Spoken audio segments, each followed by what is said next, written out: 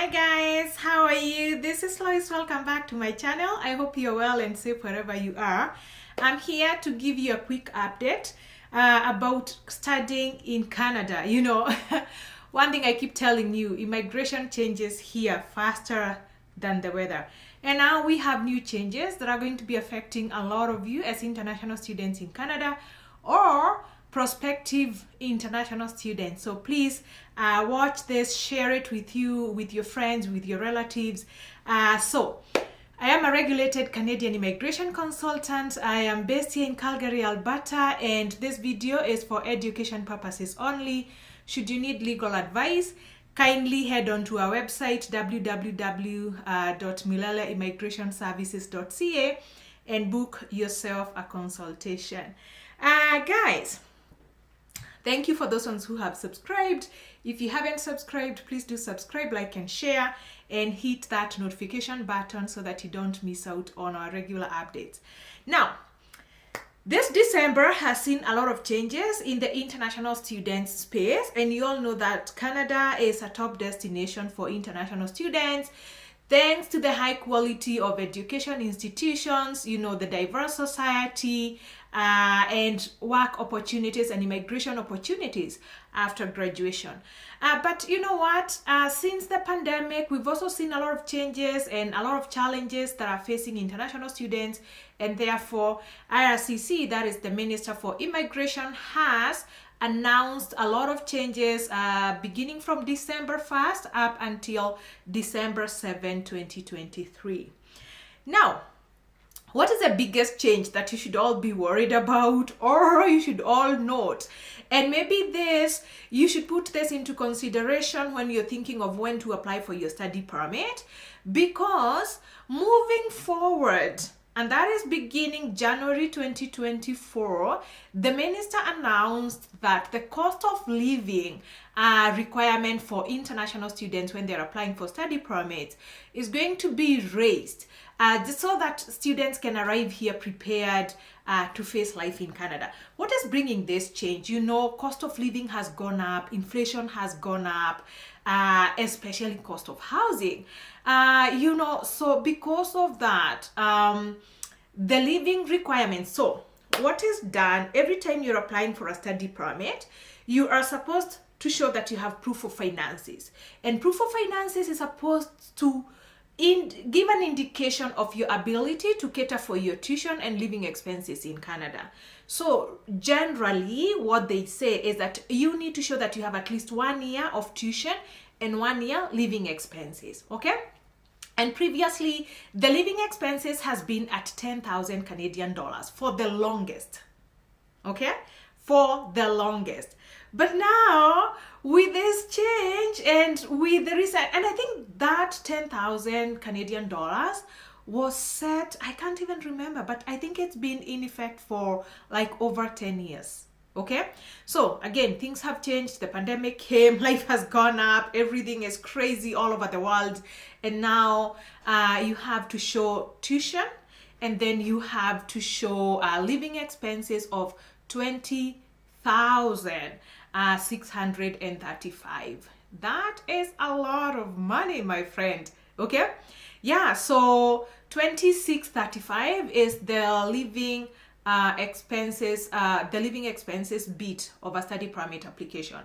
Of course, you have to show that on top of the tuition and the travel expenses. When you're accounting for your finances, make sure that now that goes up. What they have said there is that this change is only going to apply after January 1st, 2024. So any applications that are going to be done between now and January 1st, you can still use the old financial requirement, okay? This change is also going to affect students who are applying through the Student Direct stream, that is the SDS study permits, whereby they should always show a guaranteed investment certificate, that is a GIC certificate. And the minimum GIC previously was 10,000, but with effect from January 1st, that minimum GIC requirement is going to go to 20,635 Canadian dollars. Okay, my friend? Please, please, please. So if this is you, if you know someone, if your application is almost sent out and you don't have the required finances, please make sure that you submit your study permit before January 1st, 2024, so that it can be adjudicated with the previous requirement. Otherwise, if it's after January 2024, you will have to show the new financial requirements. Now, what does this mean for you? You know, a lot of people, you all know, and I've said this time and again, that a lot of people get denied study permits in Canada because of the financial bit. So if you're planning to study next year, now you need to become more creative in how you show the financial requirement, because of course it's gone up. Maybe you want to look for schools that are cheaper, because when living costs double, then you realize that that is a big, that's a big increase right there on the financial requirement. So maybe you want to start looking for cheaper schools, maybe in not so popular cities and very expensive cities. That way you don't have to worry too much about that financial requirement. If, let's say, you are coming to school for May and you have not submitted your study permit, please take note of this and figure out whether you want to defer your studies, because you're better off applying later than applying just to be denied on the basis of finances. So those are decisions that you have to make right away. But if you want to talk to us and see maybe just how you can still apply for May and be creative in how you still show your finances, please talk to us, book that study consultation on our website, and I'll be happy to sit with you and I can guide you a little bit. We can see what you can do, and maybe you can still make it to your May class. Okay, my friends? All right. So that is the financial requirement increase. That is change number 1. Now, what is the change number 2? There has been there was a public policy that was initiated sometime, and it approved international students to work full-time, like certain international students who are in Canada. Again, why did the government do that? The government was doing that just so that they can cater for this inflation and make sure, because a lot of students were dropping out of school, they could not afford their tuition anymore. Life was very expensive here in Canada. It's been getting very expensive, and so they allowed international students the chance to work full-time instead of the previous 20 hours per week. And that public policy was deemed to come to end this December, and that is why they made an announcement on 7th, and now they have extended that public policy.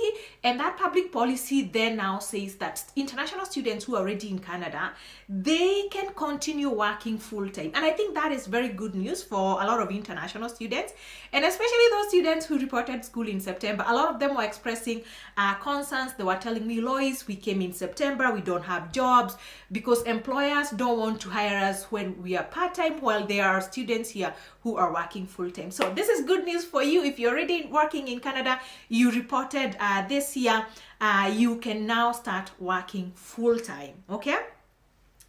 Yes.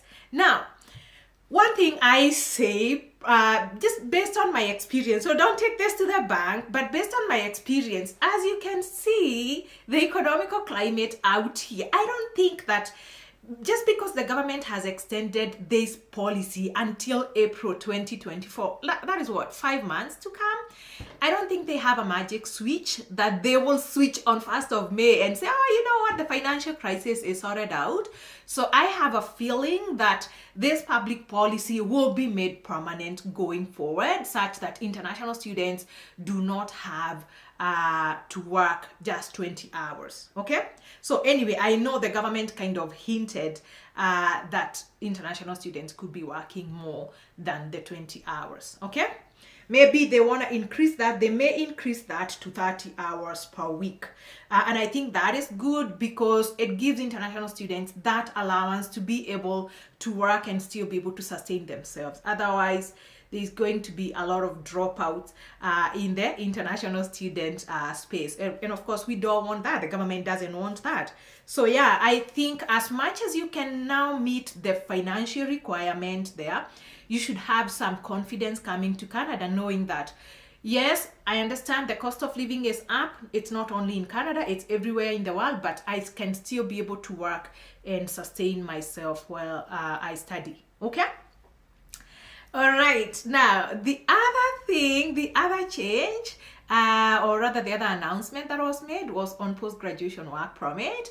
And you all know that one of the biggest attraction for coming to Canada as an international student is so that after you complete your studies in a DLI, you can get the post-graduation work permit that allows you to work in Canada.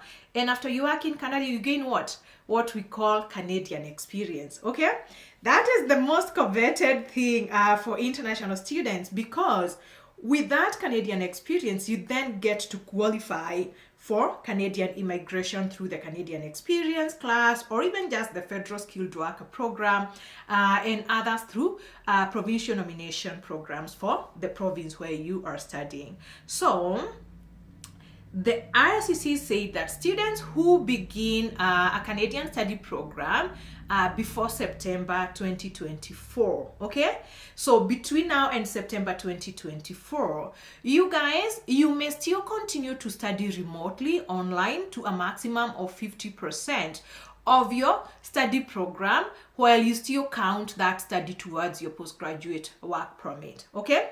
This is a measure that was originally introduced to address the mobility restrictions during COVID-19, but as at now, it's been extended and it's going to end next year, September 2024. I think that is good, because maybe for one reason or another, you were unable to travel to Canada, but now if you can still complete 50% of your studies while you're in your home country, with this crazy cost of living, that kind of helps you cut down on your finances towards your study.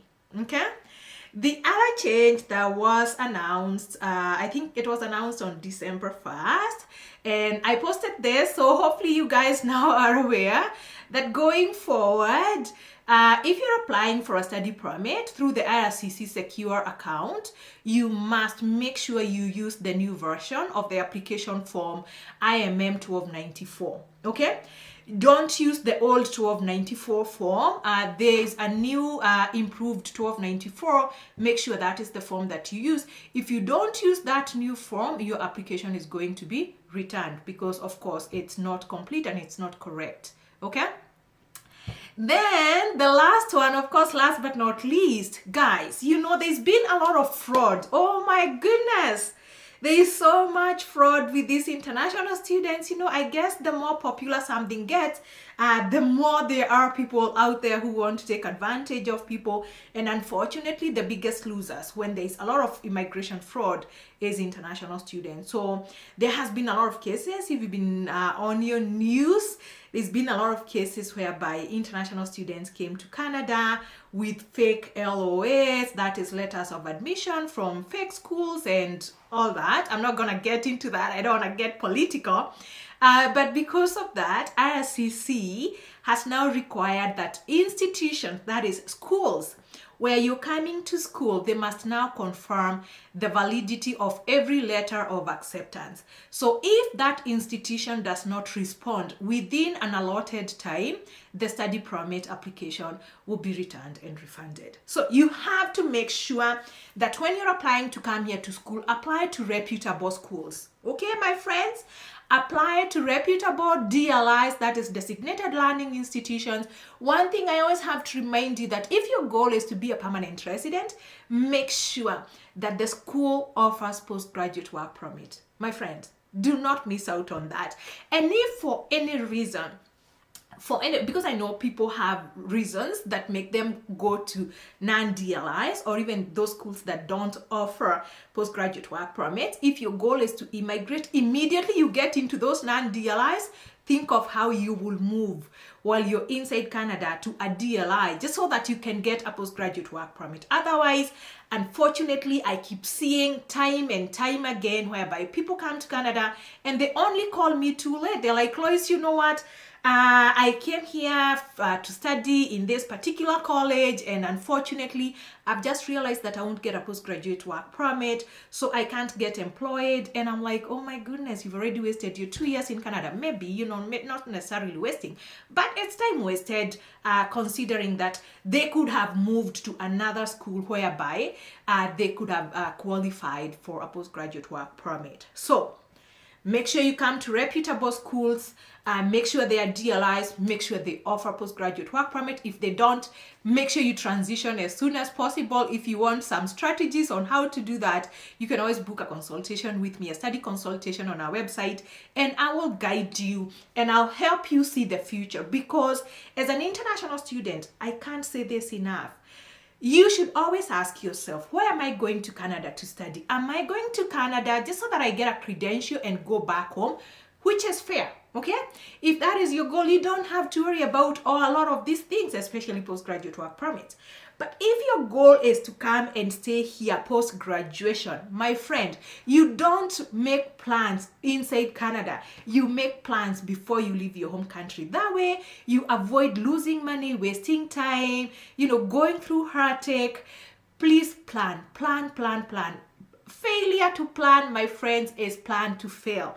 So plan way in advance. I tell people, you know what, book a consultation. It's 150, the best 150 Canadian dollars you'll ever use, because it'll save you thousands of dollars. As I said, don't come here and study and then you have to change to another school after you've already spent 7,000, 10,000 Canadian dollars simply because you didn't know. Come here informed.